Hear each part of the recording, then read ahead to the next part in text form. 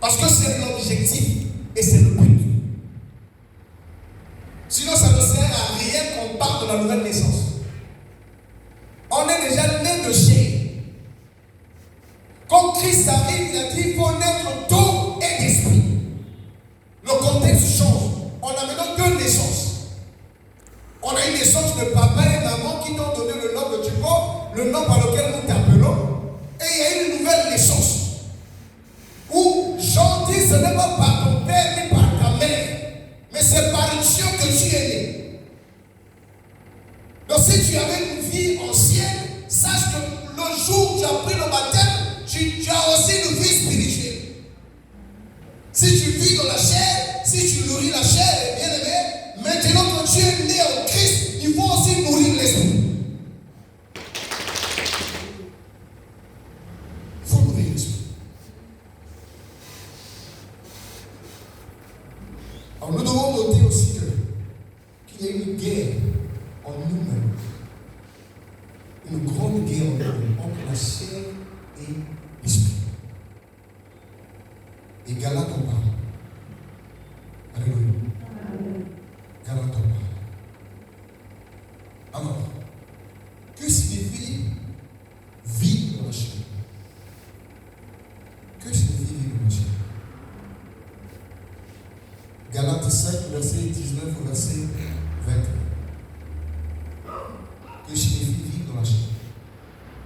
Puisque nous avons posé deux problématiques, nous allons donner quelques réponses à ce sujet. Galates 5,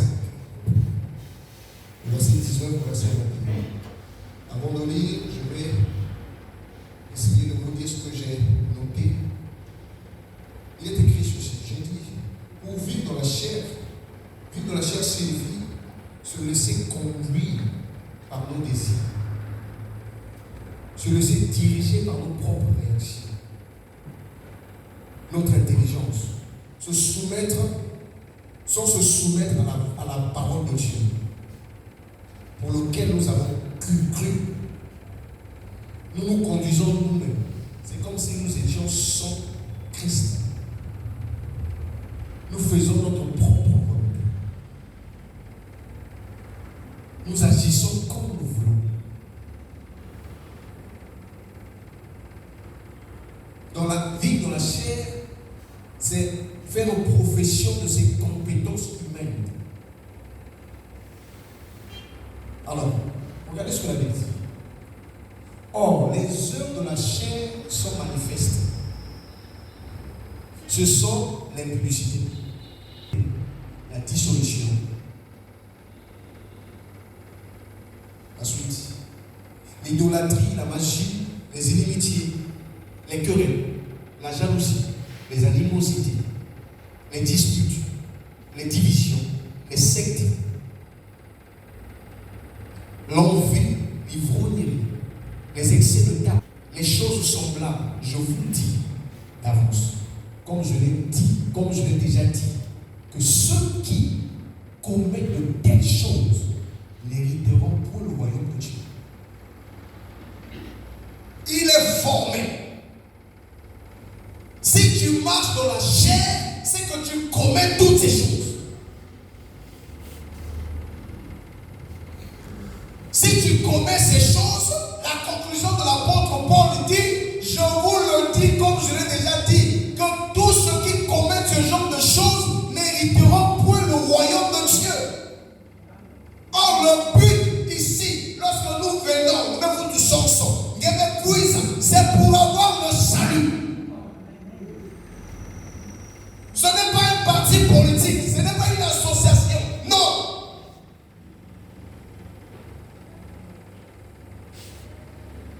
On ne vient pas vous faire un défilé de mode, montrer les beaux habits. Non. Ce n'est pas l'objectif. Si on se comporte ainsi, on fait ces choses, on est chrétien, mais mon frère, ma soeur, si on te dit que tu es chrétien, Chanel, pas me faire. On vient te dire que tu ne sais pas pourquoi tu vas à l'église. Tu vas perdre du temps, tu fais le nombre. Dieu n'a pas envoyé son fils mourir à la croix pour que nous marchions dans la chair.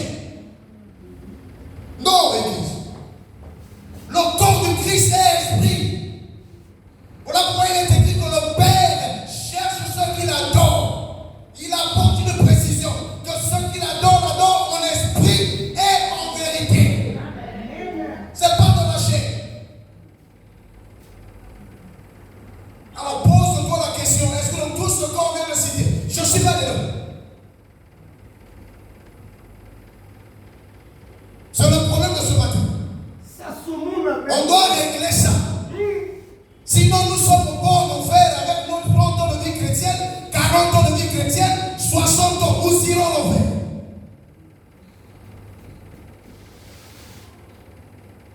Les églises sont remplies de gens qui n'ont pas Christ. On ne vient pas ici pour se voir. Être content dans l'église, ce n'est pas un lieu de rendez-vous. C'est un lieu de prière. C'est un lieu où on vient répondre son âme. C'est un lieu où on vient enrichir son esprit. C'est un lieu où on vient vivre la transformation par la parole. C'est nous qui rendons la parole de Dieu efficace. Et nous nous plaignons que les pasteurs ne sont pas puissants. Ok, lui n'est pas puissant. Et toi alors? Tu l'aides? Où est ta puissance? Il y a des choses qu'on devrait voir à l'église. On devrait plus voir. Et que vous êtes déjà aussi. Frère, si ces choses existent, vous êtes des païens. Pour le dire, mais il va païen. Comment un bien-aimé tombe dans le péché et vous jubilez? Vous faites un sujet WhatsApp. Mais vous êtes des incrédules. Mais ça devait être un sujet de prière. Vous jeûnez pour nos frères. Parce que le diable a eu raison sur votre frère. Le péché a remporté sur lui.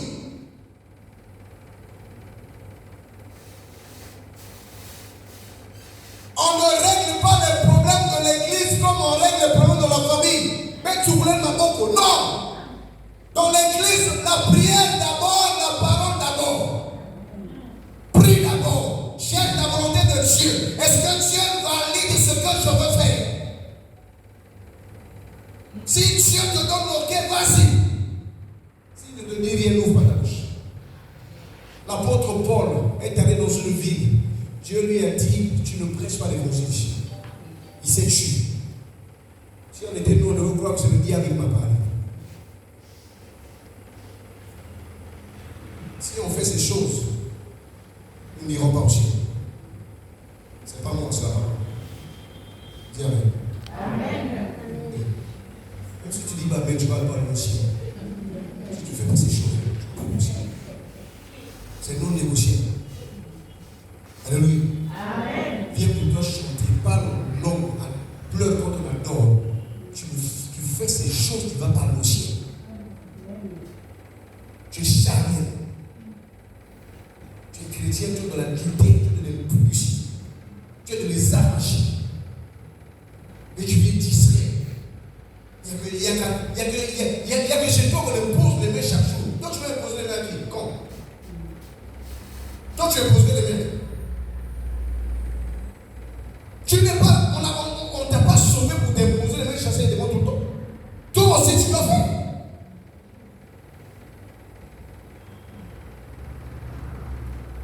Tu peux participer à tous les programmes de l'église. Si tu marches selon la chair, tu n'obtiendras rien. Je dis bien rien. Tu perds le temps. Reste dans la maison. Mange. Tu perds ton temps. Il y aura rien pour toi. Alléluia. Amen. Alléluia. Amen. Alors c'est quoi vivre par l'esprit? Nous avons vu marcher par la chair. Mais c'est quoi marcher par l'esprit? Marcher par l'esprit est le fait de se laisser guider par la parole du Seigneur. Alléluia. Ou de valoriser le côté spirituel. Valoriser. C'est-à-dire manifester le fruit de l'esprit. Partout et en toutes choses que nous pouvons faire. Le fruit de l'esprit doit être manifesté. Alléluia. Une grande différence doit être manifestée. Une grande différence doit être visible. Une grande différence entre l'homme animal que tu étais et l'homme spirituel que tu es devenu. S'il n'y a pas de différence, c'est que rien n'a changé. Amen.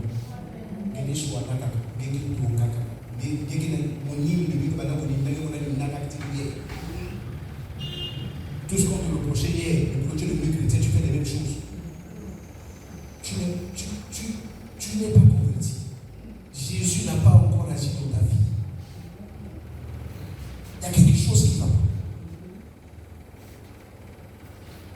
quand tu viens ici, l'objectif est de devenir spirituel. Parce que l'épouse du Christ est l'esprit, il est spirituel. Le corps du Christ n'est pas physique, le corps du Christ est spirituel. Ça y est, le corps du Christ est dans le monde entier. Tous les chrétiens qui croient au Christ, qui marchent avec le Christ, sont dans le corps, font partie du corps. Galates 5, verset 1. Galates 5, verset 1.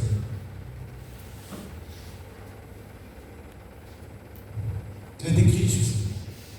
Le fruit de l'esprit, c'est l'amour, la joie, la paix, la patience, la bonté, la bénité, la fidélité, la douceur et la bienveillance. Le fruit de l'esprit. Alors, j'ouvre une parenthèse. Pourquoi au niveau de la chair on parle des œuvres et de l'esprit on parle du fruit? Pourquoi? Alléluia. Pourquoi ils arrivent là, ils font une différence? Pourquoi au niveau de la chair on dit œuvre? Pour l'esprit on dit fruit. Donc je m'explique. Quand vous voyez la musique est une œuvre, n'est-ce pas? N'est-ce pas? La musique est une œuvre. Quelqu'un qui a écrit sa chanson, qui l'a composée, qui s'est organisé, c'est une œuvre.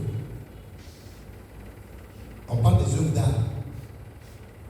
Ça vient de l'homme, ça vient de la capacité de l'homme, ça vient des compétences humaines. Amen. C'est la créativité de l'esprit humain. Donc quand on parle des œuvres de l'esprit, de la chair, on parle de ce que nous-mêmes nous produisons.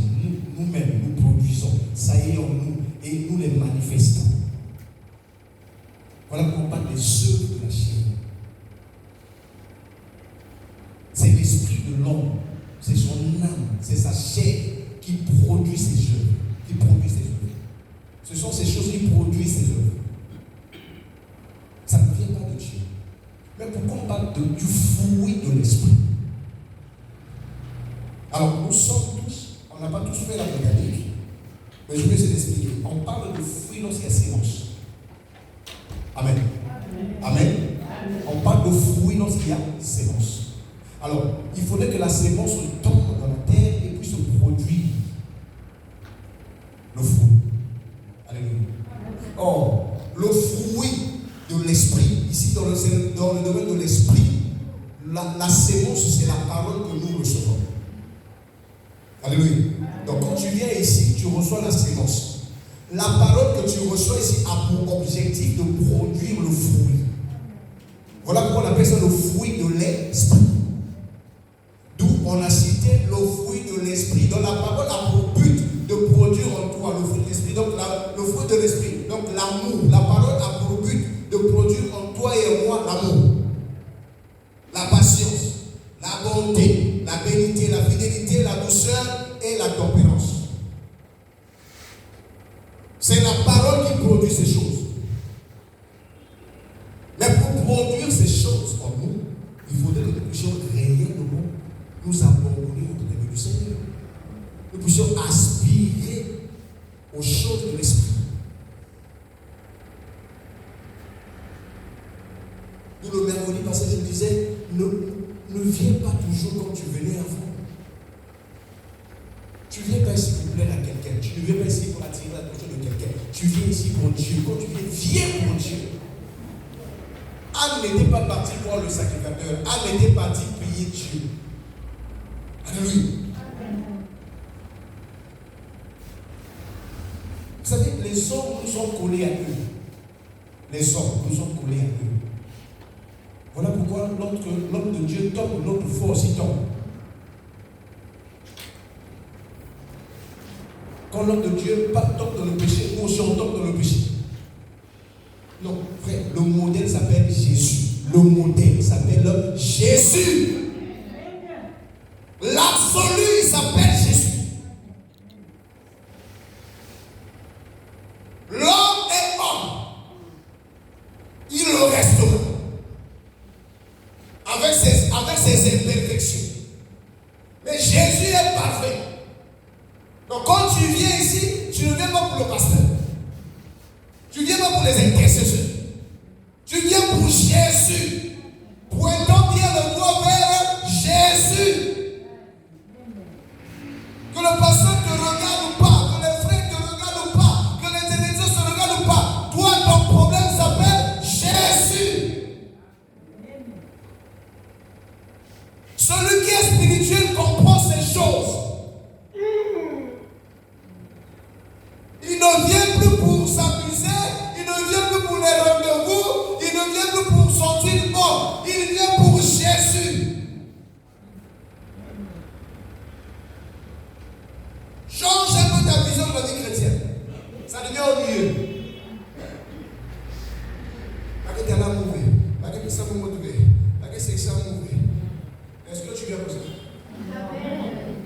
Tu viens pour ça? Nous ne sommes pas diamètre de motif, il faut pas s'extraire. Ici, c'est l'esprit. Alléluia. Amen. Alléluia.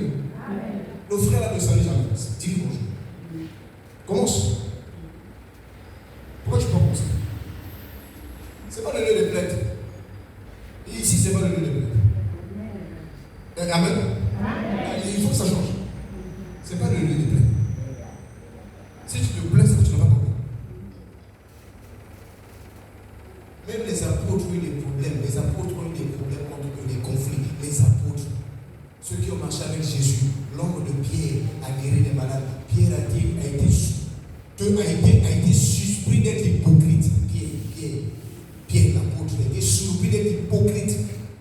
Il mangeait avec les païens. Quand il a vu Paul, il est allé se cacher. Paul a dit, même toi. Même toi, Pierre, toi. Quand Pierre s'est levé, moi j'ai marché avec Jésus, toi tu as été avec Jésus. Pierre a demandé pardon. Pierre.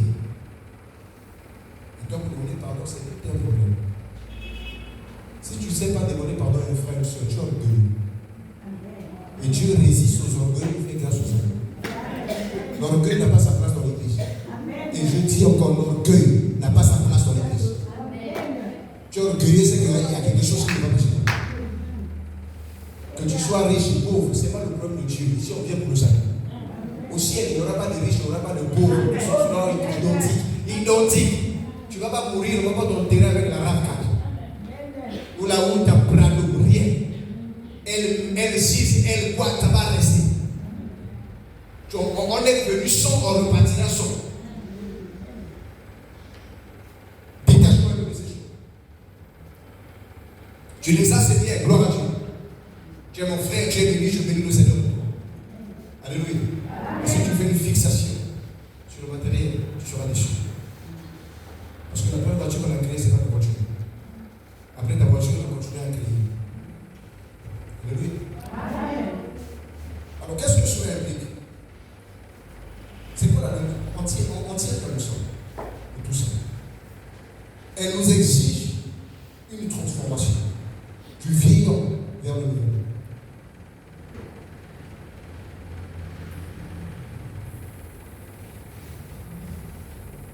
Nous devons passer du vieil homme vers le nouveau. Une transformation radicale. Donc, vous savez, il y a quelque chose qui nous fait mal. Quelqu'un volontaire nous dit, tu sais, le changement vient petit à petit. Qui t'a dit ça? Non, qui a dit ça? Qui vous a dit que le changement vient petit à petit? Pourquoi c'est toi qui décides que ça vient petit à petit? C'est pas toi de décider. C'est pas à toi de décider. Alléluia. L'évêque éthiopien a reçu la parole. Dès qu'il a reçu la parole, il a dit à Philippe, l'eau est là, on l'a baptisé. Il est devenu chrétien. Il n'avait pas dit non, Philippe, petit à petit, je reviendrai l'année prochaine pour qu'on en parle encore, après on verra si on peut être baptisé. Non, c'est Dieu qui décide quand ça change. Si ça doit changer à l'instant, ça change à l'instant.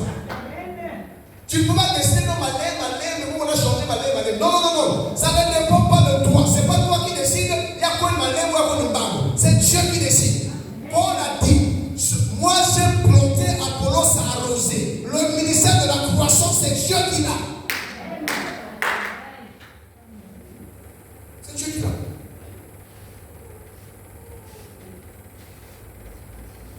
Tout ce qui se fait dans l'église doit se faire en esprit. Je réitère. Tout ce qui se fait dans l'église, toute activité, tout service doit être spirituel. Même celui qui a la corde, il faudrait qu'il prie. Sinon, on va lui tendre une main, il ne va pas lui dormir. Parce que tout ce qui entre là, ce n'est pas des frères, ni des sœurs. Les gens qui viennent pour ici. Donc, toi qui les reçois aussi, il faut prier. Toi qui chantes aussi, il faut prier.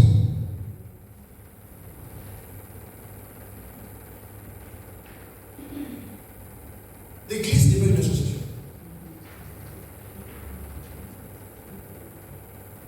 On trouve des choses qu'on ne veut pas trouver dans l'église.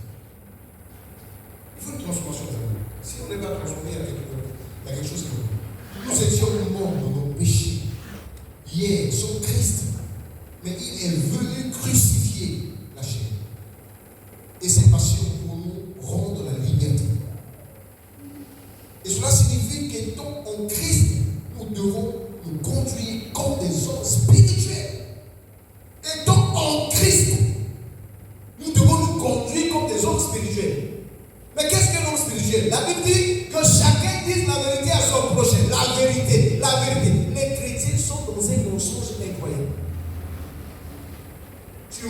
un frère, mais tu dis que c'est une prophétie. Tu l'as vu quelque part. Au nom de l'OTAN. Pourquoi tu mens? Frère, je l'ai vu. Alléluia. Dis la vérité. Entre mari et femme, dites-vous la vérité. Entre frères et frères, disons-nous la vérité. Alléluia. Amen. Alléluia. Amen. La Bible dit, la tristesse selon Dieu produit la repentance. La tristesse selon... Donc il y a une tristesse selon le monde. Amen. Amen. Donc il y a la tristesse selon Dieu et selon le monde. Mais la Bible dit, parle de la tristesse selon Dieu. La tristesse selon Dieu produit la repentance. Donc si on te dit quelque chose qui te rend triste, alors le but de t'attrister est que tu te repentes, que tu reviennes à Dieu. Ce n'est pas pour que tu fuis l'assemblée. Si tu fuis l'assemblée, c'est que tu n'as rien compris. Alléluia. Alléluia. Comme Paul fait la remarque à Pierre, c'est pas pour que Pierre puisse se fâcher de fuir. Non, c'est pour que Pierre se rende compte qu'il a fait une erreur. Pour que Pierre se rende compte qu'il est humain. Il est humain. Il peut aussi commettre et qu'il se repente. Et c'est l'attitude que Pierre a eue. Pierre a été convoqué 2 fois. La deuxième fois, c'est quand il était dans la maison de Corneille. Il est allé dans la maison d'un païen. Quand on l'a vu là-bas, on est allé dire aux apôtres, on l'a convoqué. Explique. Comment toi, apôtre de Jésus, juif, tu te retrouves dans la maison de Corneille? Pierre se met à expliquer. Pierre se met à expliquer.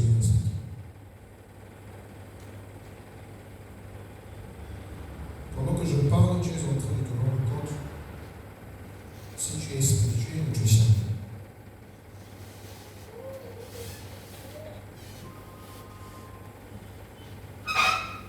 Alors, les désirs de la chair ne peuvent plus dominer sur nous comme si nous étions sans Christ.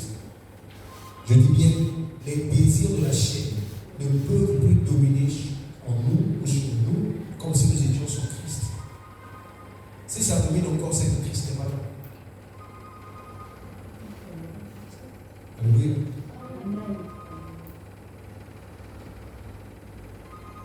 Pour conclure, Galates 5, verset 24, 25. Pour conclure, Galates 5, verset 24, 25. Je vais lire. Ceux qui sont à Jésus-Christ ont crucifié la chair avec ses passions et ses désirs. Verset 25. Si nous vivons par l'Esprit, marchons aussi selon l'Esprit. Ceux qui sont à Christ, ceux qui sont à Jésus-Christ ont crucifié là. Non, on remet ça au tableau. Apparemment, c'est moi qui ai lu. Est-ce qu'on peut le lire ensemble? On y va. 1, 2, go. Ceux qui sont à Jésus-Christ ont crucifié la chair avec ses passions et ses désirs. Verset 25. Et si nous vivons par l'Esprit, marchons aussi selon l'Esprit. Alors la question est celle-ci. Est-ce que nous sommes Jésus-Christ? Alors c'est quoi être Jésus-Christ? C'est lui appartenir. Alléluia. Est-ce que nous sommes à Jésus-Christ? Être à Jésus, c'est lui appartenir. Si tu lui appartiens, la Bible dit, tu as crucifié la chair avec ses... Donc ne viens pas nous dire que la chair est faible, l'esprit disposé. Allô?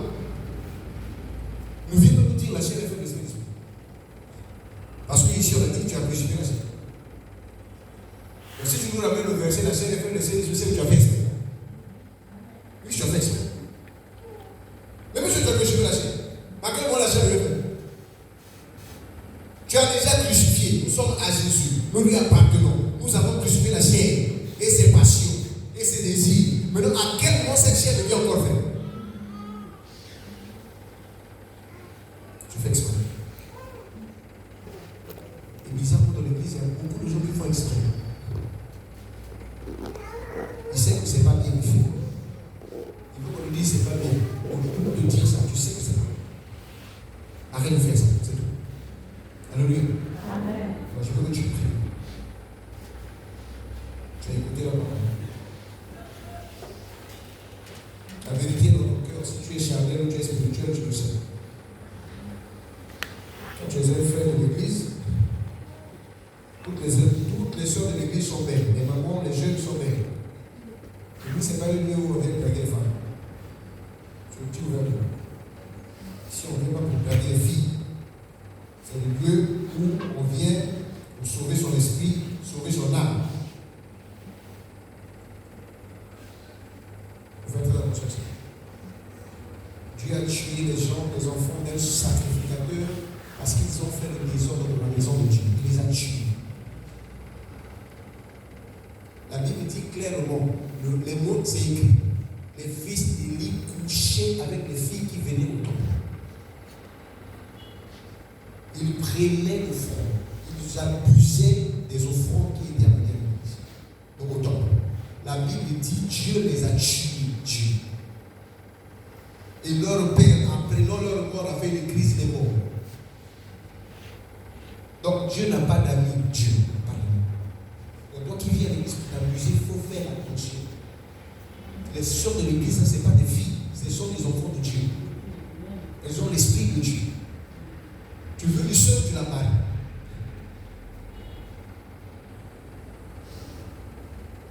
Ce n'est pas le lieu du désordre. Amen. Amen. Amen. Amen. Ce n'est pas le lieu du désordre. Tu sors de fiancé en fiancé, tu deviens esprit de fiançailles. On ne sait pas ce que tu cherches. C'est païen. J'aurais dit encore, c'est païen. Amen. C'est la vérité.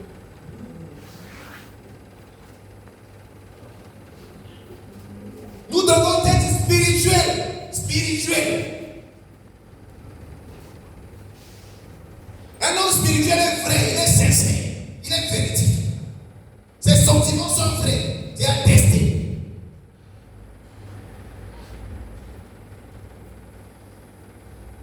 Tu dragues tout le monde. À la fin, c'est quoi ton problème?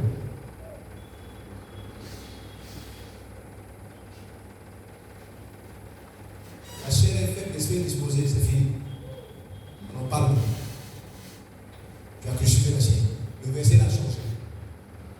Tu as crucifié là. Et on l'a crucifié là. Et non, c'est fini.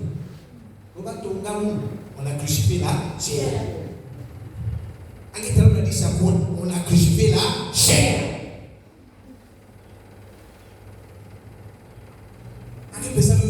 On a crucifié la chair. C'est fini. À baigner dans l'esprit. Oui. Viens baisser ton chien. Ce qu'on prêche ici, ce n'est pas notre parole. C'est la parole de Dieu. Et Dieu est esprit et vie. Alléluia. Et ceux qui l'adorent doivent l'adorer en esprit et en vérité. Viens ici. Tu vas venir t'apprendre. Je ne sais pas ce que tu as entendu, je ne sais pas ce que tu as reçu. Je veux que tu pries. Si tu te rends compte que tu as été charnel durant tout le temps que tu viens ici, comment ça te représente? Je suis très sincère. Comment ça te représente?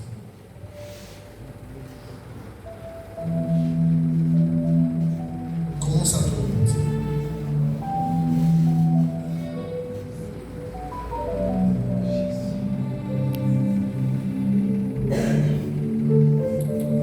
Oui, ce matin, nous venons parce que nous nous rendons compte que nous avons cru comprendre, nous avons cru saisir, nous avons cru appréhender le problème ou la problématique. Nous nous sommes rendus compte qu'il y a problème.